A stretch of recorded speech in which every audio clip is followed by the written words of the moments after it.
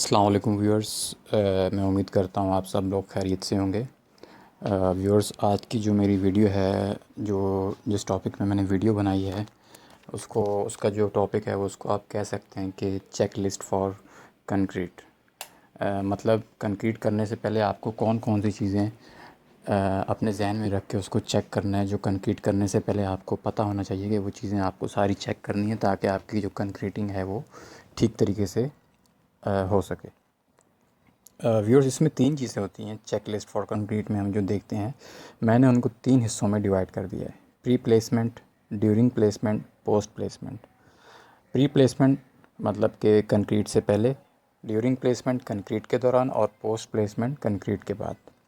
तो सबसे पहले मैं प्री प्लेसमेंट में चलता हूँ। इसमें ये होता है कि हमने एज़ पर ड्राइंग अपना सब चेक करना होता है, फॉर्म वर्क चेक करना होता है, इसमें रीइंफोर्समेंट चेक करनी होती है, डाई ऑफ बार्स चेक करना होता है, stirrup centre to centre distance check करना होता है, कवरिंग चेक करनी होती है, लैप चेक करना होता है, लैप लेंथ चेक करनी होती है कि आया वो ठीक है नहीं है, एज़ पर ड्राइंग है, कवरिंग चेक करनी होती है, बीम्स की टॉप बॉटम हर तरह से कवर्स जो हैं वो सही हैं। और उसमें सबसे मेन चीज़ हमारे को ये भी देखना पड़ता है कि कंड्यूट्स वगैरह इलेक्ट्रिकल इंजीनियर के साथ कांटेक्ट में रह के कि वो कंड्यूट्स वगैरह सब कंप्लीट हैं। उस स्लैब, जैसे हम स्लैब की कर रहे हैं तो उसमें कंड्यूटिंग वगैरह सारी कंप्लीट है, क्योंकि उस अगर हम कंड्यूटिंग वगैरह भी नहीं होगी तो फिर हमारे को दोबारा फिर कास्ट करने के बाद जो है हमारे को फिर इसमें डिसमेंटलिंग करनी पड़ जाएगी। तो ये सारी चीज़ें बहुत ज़रूरी होती हैं।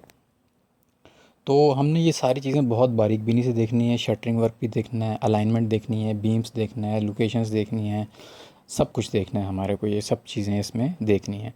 और फॉर्म वर्क स्लैब का जो है बहुत रिस्की होता है। हमारे को चेक करना पड़ता है कि जो सपोर्ट्स हैं वो ठीक हैं, कहीं से कोई बीम खुल ना जाए, स्लैब फेल्यूर ना आ जाए।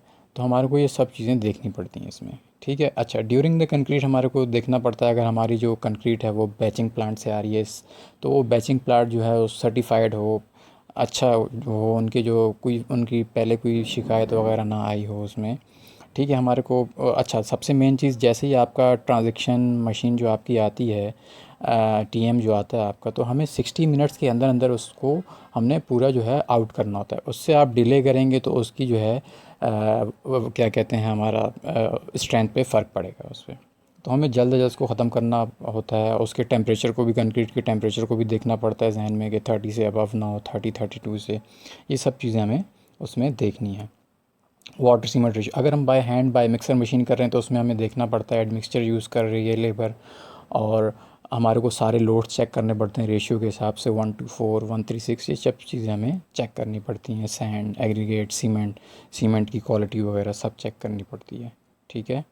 और अच्छा, जब हमारी कंक्रीटिंग हो जाती है, कंक्रीटिंग के दौरान हमें ये भी देखना पड़ता है कि वाइब्रेटर चल रहा है नहीं चल रहा, सब चीज़ें। और कोई भी जो है किसी एम्प्टी स्पेस ना हो फॉर्म वर्क में, वरना हनी कॉम्बिंग आएगी। हनी कॉम्बिंग नहीं आनी चाहिए। और कंक्रीटिंग का हमें देखना है कि 1.5 मीटर से अबव हाइट पे ना हो, सेग्रीगेशन हमारी वरना हो सकती है इसमें।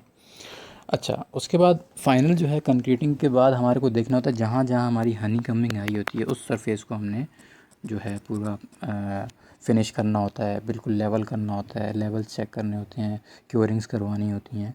तो ये ऐसी सब चीज़ों को हमने अपने जहन में रखते हुए सब इसको चेक करना होता है। तो व्यूअर्स, मैं उम्मीद करता हूँ आपको मेरी ये वीडियो बहुत पसंद आई होगी, और प्लीज़ मेरे चैनल को सब्सक्राइब करें। बहुत बहुत शुक्रिया। अल्लाह हाफिज़।